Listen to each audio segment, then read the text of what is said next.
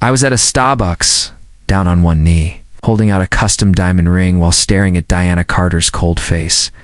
"Nathan, that's enough." The other customers' whispers and sympathetic looks followed her out the door. My face burned with humiliation. This was the 7th time, the 7th proposal she had rejected. Slowly, I got to my feet and put the ring back in its box. $7,000. She wouldn't even touch it. I remembered what she said the first time. "Nathan, we're still too young. Let's just wait." Second time. "I want to focus on my career first. Maybe after I get the promotion." The third. "This project has been so draining. I just don't have the mental space for this right now." By the 7th time. She couldn't even bother making an excuse as I walked out of the coffee shop. My phone buzzed with a message from Marcus Turner. "Nathan, strike out again." "Ha ha! I told you Diana was out of your league. Why don't you just stay on the back burner where you belong?" I stared at the screen and something clicked. 7 proposals, and Marcus always knew the outcome right away. After every rejection, Diana conveniently had a new project with the engineering department where Marcus worked. I wasn't stupid. I just didn't want to face it. I deleted Marcus's contact. Then Diana's blocked her number, unfriended her on Facebook, blocked her on Instagram, left every Slack channel we shared. In 10 minutes, I erased every trace of Diana Carter from my life. 7 years gone, wiped clean, back at my apartment. I started packing up everything she'd left behind. Makeup, clothes, books, even the passbook for our joint savings account, the one meant for our future home. I boxed it all and mailed it to her by the time I finished. It was 10 p.m. The apartment felt empty, but I felt lighter than I had in years. Brandon called. "Nathan, you coming to the team happy hour tomorrow?" "Is Diana going to be there?" "Yeah, she's the product manager." "Of course she will. Then I'm not going." Brandon paused. "Did you two have another fight?" "No fight. From now on, I'm just not going anywhere she's present." After hanging up, I sent a group text to a few coworkers. "Hey, if Diana Carter's going to be at any get-togethers, please don't include me." Message sent. That night, I fell into the first deep. Peaceful sleep I'd had in a long time. The next morning, I showed up to work half an hour late on purpose. The product and tech departments shared a floor, and her desk sat right by the main walkway. I used to make excuses just to pass by her desk and talk. Today, I used the side entrance and went straight to my seat at 10 a.m. A Slack message popped up. "Nathan, I want to explain about yesterday." I deleted it without reading. At 11 a.m., another, "Why did you block me everywhere? We need to talk." Delete at lunch. Brandon came over. "Nathan, did you really break up with Diana? She asked why you're ignoring her. We were never together. How can we break up? I chased her for 7 years. She never said yes. Now I'm done chasing." Simple as that. Brandon looked stunned but didn't say a word. At 3 p.m., I was deep in my code when Diana appeared in front of my desk. "Nathan, why are you ignoring me?"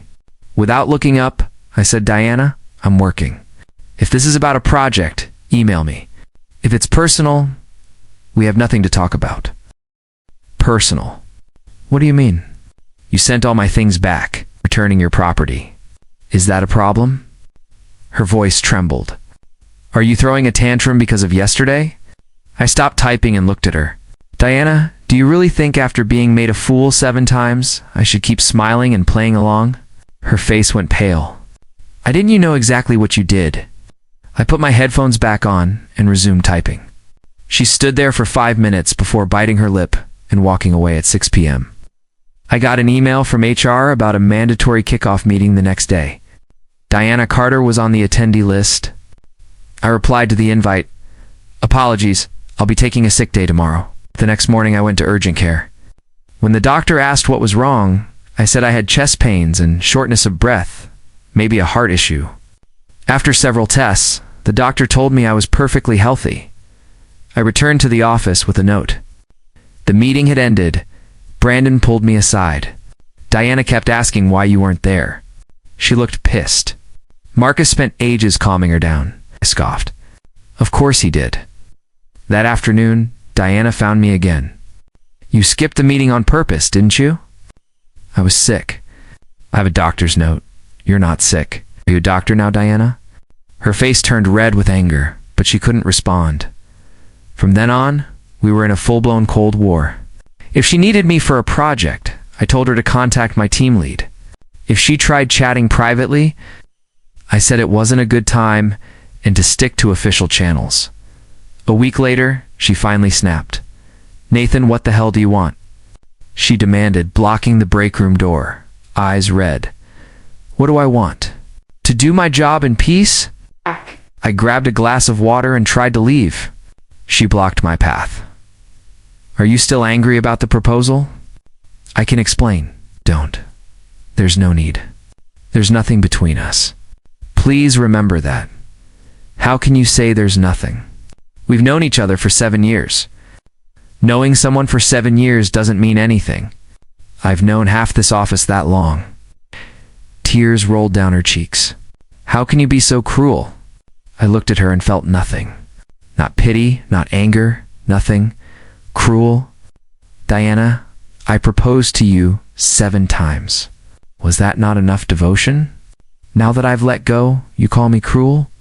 I never explicitly rejected you. Not saying no is still a no. We're adults, Diana. You should know that. I walked past her and left the room. I heard her crying behind me, but didn't look back.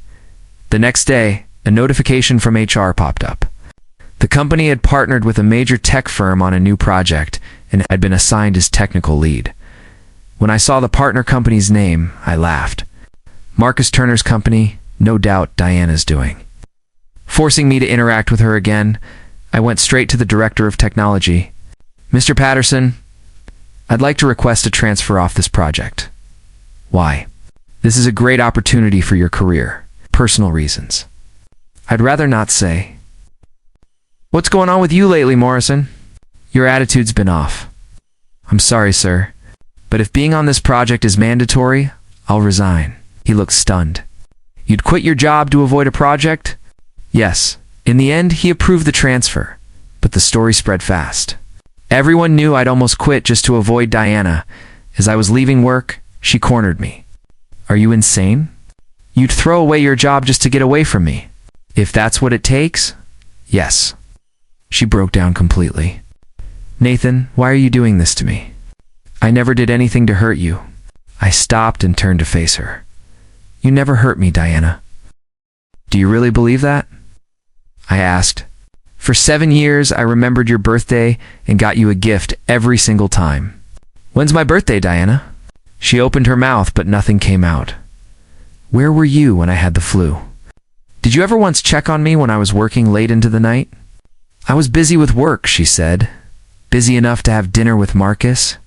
Busy enough to go to the movies with him? The color drained from her face. Diana, I'm not a fool. 7 years of one-sided love, that's enough. I walked away without another word. I could hear her crying behind me, but my heart was stone. After that, Diana started showing up everywhere, outside the office, near my apartment, even at the gym. Every time I saw her, she'd start crying and beg me to talk. I never said a word. The moment I spotted her, I'd just turn and walk away. Brandon couldn't take it anymore. Nathan, Diana's going crazy looking for you. What's going on between you two? Why should I care if she's going crazy? I said flatly. She told me she regrets everything and wants to start over with you. I laughed coldly. Start over. What right does she have to say that? Brandon frowned. What do you mean? What do you know? I looked at him and finally said, she's in love with Marcus. Always has been. I was just a backup plan. No way, he muttered. She texted me every day because Marcus had a girlfriend and she needed a distraction. Now that he's single, she doesn't need me anymore. How do you know that? I showed him Marcus's messages. After reading them, Brandon's face turned red with anger. That bastard. I never knew he was such garbage. Exactly, I said. That's why I'm staying away. Brandon sighed. By the way she's acting now, it really seems like she regrets it. I repeated. What does she regret that Marcus doesn't want her? Brandon fell silent. That evening when I left the office, I saw Diana standing on the corner, the same spot she'd waited in all week. She looked exhausted, eyes swollen, hair a mess. The second she saw me, she ran over. "Nathan, please, just listen to me." I ignored her and headed toward the subway. She followed close behind. I know I was wrong. I really know I was wrong. I walked faster. "Nathan, let me explain. There was never anything between me and Marcus. The proposals I didn't mean to reject you. I stopped and turned around. Diana, do you know what self-degradation is?" She looked confused. "Chasing someone who doesn't love you for 7 years. That's self-degradation. I've been stupid enough. I'm not going to be stupid anymore, but I do love you." She cried. I laughed. "You love me, Diana. You don't even remember my birthday. What do you love about me? My money? The way I treated you well? Or the fact that I followed you around like a dog?" Tears streamed down her face. "No, that's not it. I really just forgot. I don't want to hear it." Turned and started walking again. "Nathan, you can't do this to me." She screamed. "We have 7 years of history." I didn't look back. "Those 7 years were my history, not yours. They had nothing to do with you." The next day, Diana didn't come to work. Brandon quietly told me she'd called in sick. I didn't react, just kept working. Around noon, her roommate called. "Nathan, Diana is sick. She has a high fever and keeps calling your name. Then take her to the hospital. She refuses to go. She says she's waiting for you. Sorry, I'm busy." Hung up. That afternoon, her roommate called 3 more times. I didn't answer. That evening, Brandon came to me again. "Nathan, Diana's really sick. You should go see her. She has nothing to do with me. But you're the only one she trusts right now. That's the problem, Brandon. From now on, don't tell me anything about Diana. I don't want to hear it." Brandon looked at me sadly. "You've really changed." "I haven't changed," I said. "I've just woken up." On the 3rd day, Diana's mother called. "Nathan, Diana is in the hospital. Please come see her." "Mrs. Carter, Diana and I aren't in contact anymore." "What do you mean? Weren't you two about to get married?" I paused. "Did Diana tell you that?" "She said you proposed, and she said yes." A bitter laugh escaped me. "Ma'am, she rejected me 7 times. Silence filled the line. "Nathan, regardless, she's very sick. The doctor says we need a family member to sign forms. Her father's out of town, and I'm alone here. Miss Carter, I'm not her family. She has a boyfriend. Call Marcus Turner." "What boyfriend?" "Diana doesn't have a boyfriend. She only has you." I closed my eyes. "Mrs. Carter, the person Diana loves, is Marcus Turner, not me. She may not have told you, but that's the truth." I hung up. When the phone rang again, I turned it off that night when I got home. There was a pile of things at my door: fruit baskets, supplements, and an envelope. The letter inside was in Diana's shaky handwriting. Clearly written from a hospital bed. "Nathan, I know you're angry, but please give me one more chance. I know I did a lot of things wrong, but I've never stopped loving you. I rejected your proposals because I was scared, not because I didn't love you. I was afraid I wasn't good enough, afraid I'd disappoint you. Please forgive me. I can't lose you." I read the letter, tore it to pieces, and threw it in the trash. Then I carried all the baskets down to the dumpster. The next day, Brandon found me, eyes red. "Nathan, Diana tried to kill herself last night. She cut her wrists." The mouse in my hand froze for a second. Then I resumed clicking. "What does that have to do with me? How can you be so cold-blooded?" "She almost died. That was her choice." Brandon exploded. "Nathan, are you even human?" I looked at him. "Did she do that to guilt-trip me?" "That's emotional blackmail. If I go back now, she'll only use worse methods next time. Whether she lives or dies is her choice, but she's not going to use it to control me." Brandon looked at me with shock and disappointment. "You've really changed." "Yes," I said quietly. "I'm not so easy to fool anymore."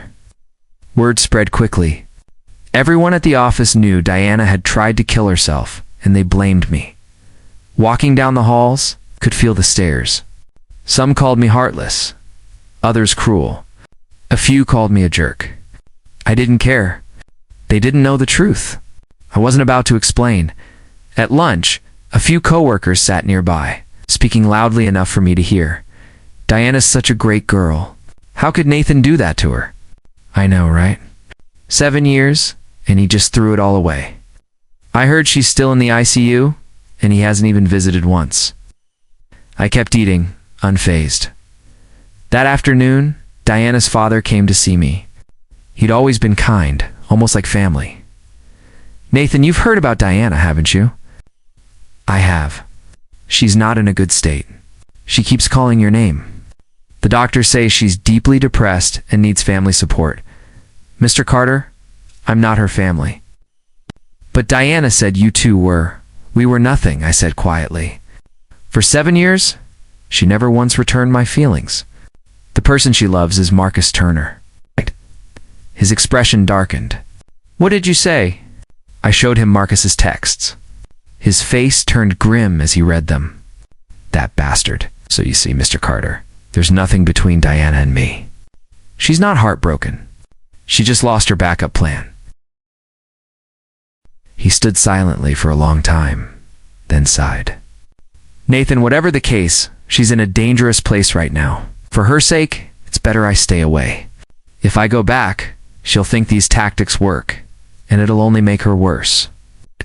But her condition, someone will take care of her. Marcus seemed so concerned. Let him do it. He looked at me with disappointment and helplessness. You're really not going to reconsider? Never. After he left, Marcus called. Nathan, what the hell's wrong with you? Are you even a man? Diana's in this state, and you won't come back? Marcus, aren't you happy about this? What? She finally got rid of me, her backup. Now you two can be together openly. What are you talking about? I'm not talking nonsense, Marcus. Diana is your girl. Her life and death have nothing to do with me. I hung up and blocked his number. That night, my mother called. Nathan, Diana's mother just called me. She said Diana's in the hospital and wants you to go see her. Mom, there's nothing between us anymore. How can you say that?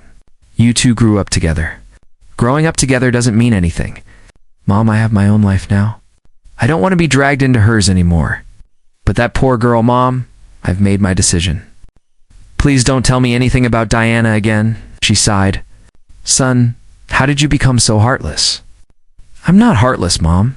I'm just finally seeing things clearly. I hung up, feeling drained, not physically, but deep down. 7 years of devotion, and for what? To be used, played, and manipulated. Enough was enough. A month later, Diana was discharged. Brandon told me she'd lost weight and looked exhausted. I ran into her in the elevator on her first day back. The moment she saw me, her eyes filled with tears. Nathan. I stared at the floor numbers.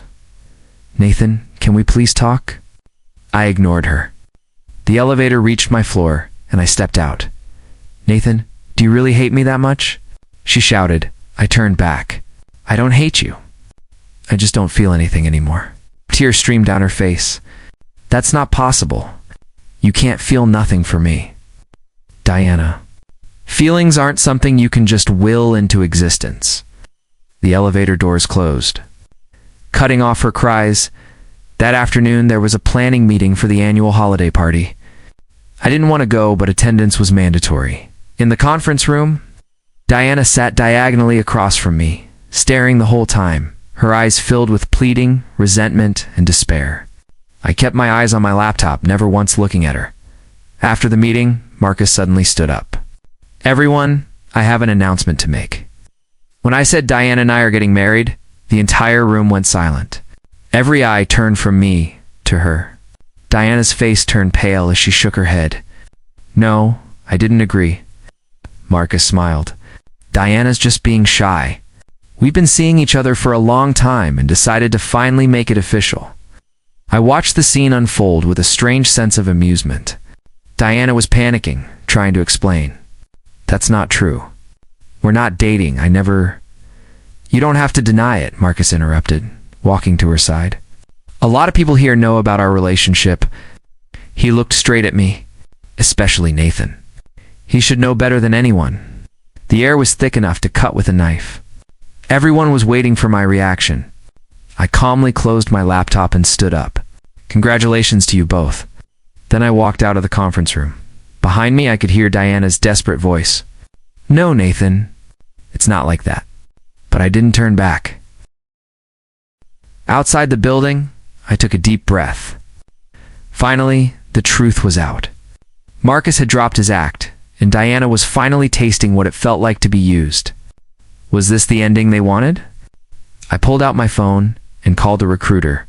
Find me a new job. The only requirements somewhere far away from Chicago. The next day, Diana didn't show up to work. Rumor was she had tried to cut her wrists again. This time, even Marcus didn't bother to help. Brandon came to me, looking troubled. Nathan, she's in a really bad place. Just go see her. Brandon, I said flatly. Her life or death has nothing to do with me. But no buts. She chose this path herself. He looked at me in disbelief. Don't you feel any sympathy at all? This is the woman you loved for 7 years, smiled faintly. The woman I loved for 7 years? Brandon Shea was never mine. How can you say that? Because it's true.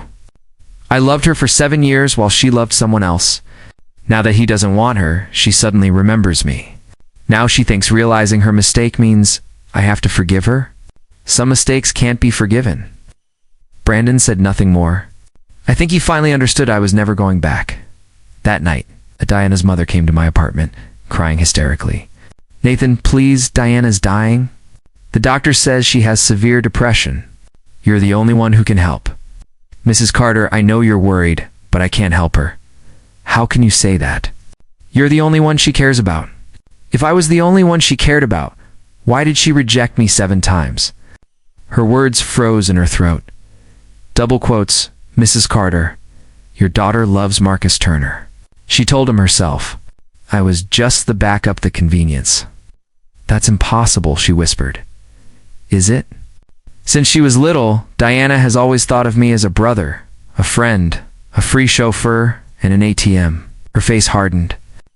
Nathan, how can you talk about her like that? Because it's the truth, I said quietly. You know your daughter better than I do. Stood up. I have things to do, ma'am. I won't keep you. After she left, I started packing. The recruiter had found me a job in Austin over 1,000 miles away. Halfway through packing, Marcus showed up. Nathan, we need to talk. We have nothing to talk about. You just going to stand by and watch Diana die? I sneered. Marcus, why should I care if she dies? Isn't she your girlfriend? Why are you coming to me instead of helping her? Or are you just tired of her and trying to toss her back to me? His face went red. What are you talking about? You know exactly what I'm talking about. Diana is your woman. Her life and death aren't my concern. She's not my woman. Then why did you announce you were marrying her at the meeting? Marcus hesitated. I just wanted her to give up. To stop bothering you. I laughed bitterly. What a noble excuse. Regardless, she's in danger. Then let her die, I said coldly. Marcus stared at me in disbelief. How can you say something like that? Why can't I? What do I lose if the woman who played me for a fool dies? Get out of my apartment, Marcus. Don't ever bring her name to me again. I pushed him out and slammed the door. A week later, I left Chicago. Brandon came to see me off at the station. Nathan, are you sure about this? I'm sure. What about Diana? She has Marcus. She has her family. She doesn't need me. Brandon sighed. She's still in the hospital, asking for you every day. That's her problem. You really don't have a soft spot left for her. I looked out at the city's skyline, the place that held 7 years of my youth. Brandon, do you know what it feels like to be a spare? What do you mean? It's when you think you've found happiness, only to realize you were just a pawn in someone else's game. But Diana, now she regrets it. Now she realizes how good I was. But it's too late. The train started moving. I watched the city fade behind me. I wasn't coming back in Austin. I adjusted quickly to my new job and my new life. My coworkers were friendly. No one knew my past. I could finally breathe. 2 months later, Brandon called. "Nathan, Diana's out of the hospital. Okay, she asked for your address. She might come looking for you." "You gave it to her?" "No, I'm not that stupid. But she said she'll find you no matter what." "Let her try." "Nathan, if she really finds you, there is no if, Brandon." I sighed. "I'm changing my number. Don't contact me again." I hung up and changed my number that same day. New city, new job, new number, no past. 6 months later, I met Olivia, an accountant in the finance department. She was quiet, kind, with a sweet smile. We started dating. Movies, dinners, long walks. It wasn't dramatic, just calm and steady. And that was enough. A year later, we got married. A simple wedding, just family and a few friends. No one mentioned the name Diana. On our wedding night, Olivia asked softly, "Did you have a girlfriend before me?" "No." "Then why are you so careful in relationships?" I held her close. "Because I want to make sure I cherish you properly." She smiled. "Then I'll cherish you too." In that moment, I felt I'd finally found real happiness. 5 years later, Olivia and I had a daughter. We bought a house in Austin and lived a peaceful, happy life. Sometimes I'd think about the past, those 7 years of obsession and pain, but mostly, I was grateful. If it weren't for Diana's betrayal, I would never have met Olivia. One afternoon, I was buying a toy for my daughter at the mall when I heard a voice behind me. "Nathan." I turned and saw a woman I barely recognized, thin, gray, hollow-eyed. "Diana, it's really you," she said, trembling. I looked at her, expressionless. "You have the wrong person." I turned to walk away. "Nathan, I've been looking for you for 5 years, she cried. "I know I was wrong. Please forgive me." I kept walking. "Nathan, I've been waiting for you to come back." I stopped and turned. "You've made a mistake. I'm not Nathan Morrison." She froze, tears streaming down her face. "That's impossible. You are Nathan. I am, but not the Nathan you knew. That Nathan died 5 years ago." She collapsed to her knees, sobbing.